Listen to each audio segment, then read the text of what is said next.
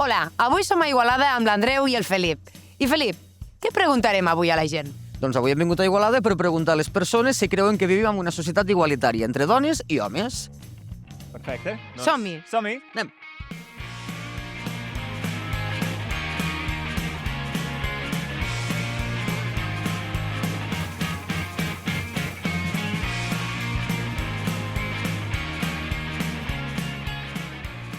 Creieu que vivim en una societat igualitària entre homes i dones? I per què? Jo crec que no, 100%. Encara no hem aconseguit estar en una societat igualitària, sobretot el tema de treballs, els llocs de feina, els jefes solen ser homes sempre. Jo crec que encara no hem arribat a ser 100% igualitari. Si he sigut directiu d'una empresa, una dona cobra menys que un home. Igual per igual, o sigui, les mateixes tasques. Ara potser es va igualant una mica més, però... Sí, però encara no del tot. Encara no del jo tot. crec que encara no del tot. Crec que no estem a les mateixes condicions. És veritat que hi ha molts llocs. Jo no ho he patit, clar, sent home, però hi ha molts llocs en els quals la dona no s'hi veu i es podria veure molt més. O una dona sempre, encara crec que avui en dia es considera menys que un home. Menys vull dir... Bueno, potser la generació més jove no, però una dona sap o sabia fer menys que un home, i jo crec que no és així. Jo crec que la dona encara li falta per conquerir moltes coses, però jo crec que hem arribat a un moment que hem aconseguit moltíssimes coses gràcies a l'esforç d'algunes que han pres la bandera d'empenta. Sí, sí. I encara ens falta molt més, clar. Creieu que vivim en una societat igualitària avui en dia entre dones i homes? Home, igualitària és molt difícil, no? No. I a més, jo crec que actualment ens anem una mica enrere en aquest sentit. No estem tornant als moments de repressió tan heavies que hi havia, sobretot aquí a Espanya amb el tema del franquisme, però sí que és cert que la gent ja comença a estar, sobretot el jovent, cansada de que el parlin de feminisme, de que la parlin d'igualtat, de que es formin, de construir-se. Vull dir, la gent comença a estar cansada i per tant... Crec que hi ha diferència, discriminació als homes, avui en dia. O sigui, s'havia aconseguit, però ara ja s'han anat a l'altra banda, que també és una traspa, perquè realment és el mateix, però al contrari. Vale. Pots posar algun exemple? Bueno, és que n'hi ha molts. Tenim els homes 500 i pico lleis en contra, que no ens beneficien, com quotes per ser autònom, descomptes, la llei de violència de gènere, que un home, la seva paraula, va per sota. I hi ha una cosa que a mi em molesta personalment, que demanin igualtat, que ho veig molt bé, el tema de treball, que aquí hi ha molts homes treballant i perquè som dones no treballem. Està molt bé, però pel que veig només ho demanen a policies, bombers, i no ho demanen a la construcció, per exemple, o treballs molt de migrants per a feines físiques, sobretot. Els donen ajudes per tot, per entrar a cossos de bombers, policies, proves més fàcils. Per què? Tenen que arribar al nivell de tothom. Si hi ha un incendi tens que rescatar algú, no discrimina qui et ve. Si és un home, és una dona, da igual. Tens que rescatar algú i punt. Crec que cada vegada més, hi ha menys llibertat d'expressió, hi ha més acceptació de la violència, hi ha més acceptació del maltracte i crec que al final com tot això està fent que cada vegada les desigualtats es notin més i també en temes de gènere. És a dir, va haver una època que crec que es va avançar força, però actualment no tothom ho veu de la mateixa manera, al contrari, que surten veus que no hi estan d'acord. I què diuen aquestes veus? Ves que que no és cert, això. Una mica que n'hem fet un gra massa, que no és veritat. Si mires les xarxes i també el que passa en tota Europa, no sé què està passant ara a nivell europeu i mundial, com va decantant-se tot a l'ultradreta, i l'ultradreta ja se sap, tot engloba, i engloba també el masclisme, és un masclisme Bueno, ho diu pels escàndols que salvatge. I, per altra banda, vull dir, des del sector femení també hi ha certes dones que valoren el fet de ser cuidades i de requerir l'atenció que es tenia abans. El típic que s'ha dit sempre, no? Allò que la dona fa lo de casa i la que té que tirar endavant i tot això. Però jo penso que també hi ha molts homes que ara també no ajuden, fan. Hem vist que no hi havia igualtat en els salaris i, per tant, aquí com que sí que hi ha hagut com una certa reparació que igualment no és total, però que després en el marc simbòlic, que és el que conforma la nostra cultura, la nostra manera de concebre el món, ens hem quedat a mitges i com que ja hi ha hagut uns certs èxits, costa molt entendre que s'ha de seguir avançant per aquí. Però sí que hem millorat respecte quan jo era petita i fa molts anys, clar, hi havia una supremacia dels homes respecte a les dones, mica en mica. El que passa que, clar, depèn de l'entorn on et bellugues, veus més diferència o més igualtat en funció de la cultura. Però no sempre, però doncs sí.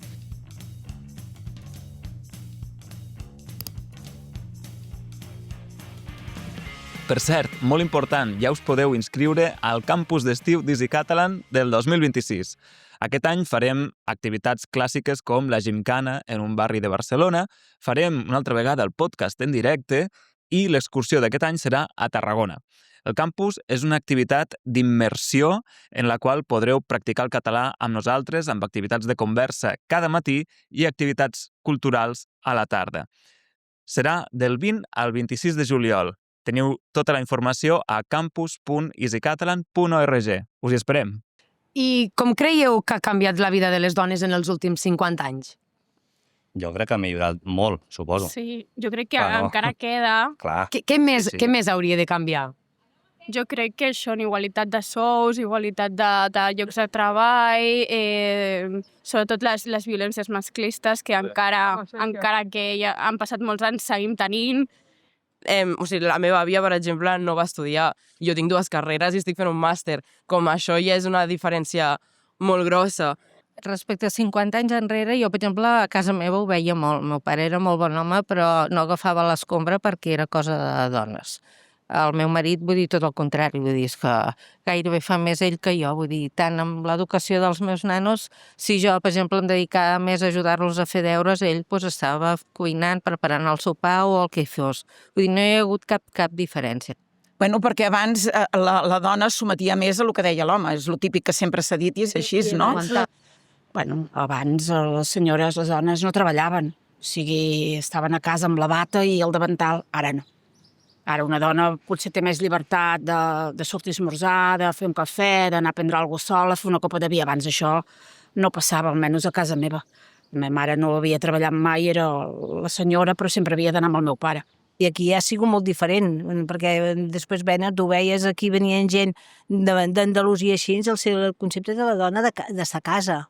I en canvi aquí no, les dones anaven a treballar i portaven la casa i ho feien tot, És veritat que la meva àvia ha sigut una dona molt moderna perquè ha treballat tota la seva vida des de molt petita, però la meva altra àvia ha hagut de cuidar els fills, no ha treballat mai, i clar, en comptes jo, per exemple, no vull tenir fills, prefereixo viatjar en comptes de tenir fills i tinc feina. Home, sí que s'ha avançat, perquè hi ha més dones que treballen, hi ha més homes que col·laboren, o que fan la feina, o que són iguals. Com creieu que ha canviat la vida de les dones en els últims 50 anys? Bé, ha canviat prou, no? Jo Però això penso ho que hem de fer entre tots, Sí. perquè ella és dona i jo no vull que carregui tot el pes de casa, però no em deixa. Bueno, això no és això. Les dones d'abans, ara també són molt lluitadores, però abans ens posàvem les piles i jo havia tallat carreteres per l'escola, jo havia tallat per l'empresa, però doncs ara costa molt que la gent surti al carrer amb tot el que hi ha, que no ho entenc. Ha canviat molt el tema de votar i tot això, i el tema de poder treballar del que vulguis, que abans no es podia treballar en molts oficis, ara sí que es pot, i això és una millora i un canvi, no?, molt gran. Per exemple, no és la mateixa relació la que tenien els meus avis que la que té la meva mare amb el meu pare que la que tinc jo amb la meva parella. Hi ha petites coses a nivell relacional que sí que han anat canviant i que poden seguir canviant molt. Sí que trobo, per exemple, amb els meus fills, amb les parelles que tenen, tinc una mossa i un noi, i la parella de la meva filla sí que s'hi posa, però, bé, saps? I el meu fill és com el meu pare, i em fa molta ràbia, t'ho prometo, Vull dir que dius, hòstia, Bernat, posa la rentadora. Ai, si ella ja en sap, per què ho he de fer jo, saps? amb tot el boom de les tecnologies, també hi ha nous conceptes que s'han integrat amb les nostres vides, com podria ser la violència estètica a través de les xarxes socials, o com podrien ser els discursos d'odi o moltíssimes altres coses. Tens alguna dona referent a la teva vida, ja sigui de la teva família, de les teves amistats, alguna dona coneguda? Tinc moltes dones referents, dones que han escrit grans llibres, que han fet grans projectes de ciències, i les dones més importants de la meva vida i que són els meus referents, són la meva iaia, la meva mare, les meves germanes. Hi ha moltes dones al costat, amigues que són increïbles i que valen molt la pena. A mi la que m'agrada molt és la Manuela Carmena, la que havia sigut alcaldessa de Madrid. No sé, trobo que és una senyora que tota la seva trajectòria de la seva vida ha fet moltes coses, tant pel feminisme, i és una senyora que per la meva part em mereix un gran respecte. Per mi, la meva àvia és molt referent, perquè de la mateixa manera que us dic que ella va deixar de treballar quan es va casar, és una persona que té 81 anys i que és comunista i que tota la vida, com jo, hi ha hagut moments de la meva vida en què he estat més d'acord políticament amb la meva àvia que amb els meus pares, perquè la meva àvia era més progressista. Com a referents, mira, la meva cunyada sempre és la germana gran del meu marit i sempre m'he mirallat amb ella tant amb com ha educat els seus fills. Llavors m'ha agradat a mi fer-ho molt igual, saps? M'he mirallat molt amb ella, a nivell de família, diguéssim. La meva mare també, però he vist que la meva mare ha patit molt això que dèiem, de la desigualtat, del fet de no... Ella era molt conformista i quan jo hi he volgut fer alguna cosa ja era gran i ella ja tenia aquests hàbits, no?, de que el meu pare era el que portava al mando, de no tenir ni, per exemple, diners per anar a comprar, li havia de demanar al meu pare, tot i que ella treballava. Bueno, jo la meva àvia, per mi ella ha superat molts reptes i per mi és algo molt important per la meva vida i perquè ella, per exemple, va viure la postguerra i llavors, doncs clar, de lo que vivien abans a lo que hi ha ara, doncs ha sigut tot un repte, no?, per superar. Sí, totalment. Les meves tietes, la meva mare, totes elles que han pogut treballar i dedicar-se al que volien i volen a dia d'avui. Així que són elles. M'agrada molt la Rosalia perquè també ella és molt explosiva i ella sempre és molt feminista, sempre està reivindicant molt el tema de la dona i tot. M'agrada molt com a cantant, també. Sí.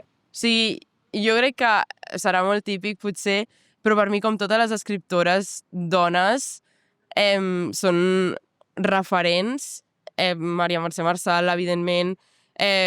Podríem parlar de Montserrat Roig, molt evidentment. Mercè Rodoreda, però per mi jo crec que una persona que està fent un canvi molt, molt fort en la literatura catalana i que l'està presentant com d'una manera molt bonica i molt concreta és Irene Solà. Trobo que escriu molt bé i que escriu realitats noves que no ens estem trobant i que obren possibilitats a pensar la vida des d'un altre punt de vista que per mi s'assembla més al que hauria de ser. La Carme Forcadell, sí. Com a dona m'empenta, molta iniciativa i, doncs, bueno, molt segura d'ella mateixa i parlant superbé, fent-se entendre, saps? No aquells polítics que parlen que no saps ben bé què diuen. Laura Escanes, no?, que és una noia que ha fet tot el que ha volgut per ella mateixa i, bueno, cada cop està més amunt. Què és la dica que fa? Qui és? És una influencer, no?, que fa de presentadora també de programes de tele i poc més, no?, què fa? A mi la Mercè Rodoreda m'agrada moltíssim. I mira, una que nosaltres tenim en comú és la Isabel Clara Simó, que és d'Alcoi, del Comtat, de l'Alcoià, i va ser, no sé si era, no sé què, de Cultura, va ser consellera de Cultura en la Generalitat Catalana. Va morir. I, bueno, dona, n'hi ha molts... Per mi una de les preferides, Montserrat Roig. Exacte, Montserrat, poca roba i molt sabó. No, com és això? Molta roba i poc sabó, una de tantes. I que neta que la volen. Sí, també. Sí, va ser un referent, és veritat, i és segut, sí. I n'hi ha moltes, ara ja se m'oblida. Montserrat Roig, sí, m'ha faltat. Una escritora, periodista fantàstica. Sí. Molt bona. Doncs fins aquí el vídeo d'avui, esperem que us hagi agradat. Rosa, tu que els havies contestat a la pregunta si creus que vivim en una societat igualitària entre dones i homes? Doncs que encara queda molt per fer i que és necessari sortir al carrer i donar veu, que és el que han fet avui. Fins al pròxim vídeo. Gràcies! Adéu! Jo també m'he trobat a casa meva que, doncs, ara costa molt de que hi hagin pares, això podeu haver de tallar, que expliquin coses de sexualitat o així. Jo vaig tindre la sort que el meu pare ens explicava coses. I tinc 70 anys, I tant amb el meu germà com a mi ens ho explicaven diferent. Som 3 germans, però bueno, l'altre és més petit. I ens explicaven coses. I jo penso que amb això jo amb els meus pares he tingut un referent. Molt avançat també per l'època. A la seva manera, Jo no dic que sigui la més correcta. Diu, explicar-ho. No puc dir aquí com ens ho deia, però ens ho explicava i en parlàvem. Si més no, en parlàvem. Que la pega que hi ha ara és que hi ha molts pares que no són capaços de parlar-ne ni es pensen que l'escola ho ha de fer tot. I educar s'ha d'educar a casa i a l'escola han d'ensenyar. És el meu pensament.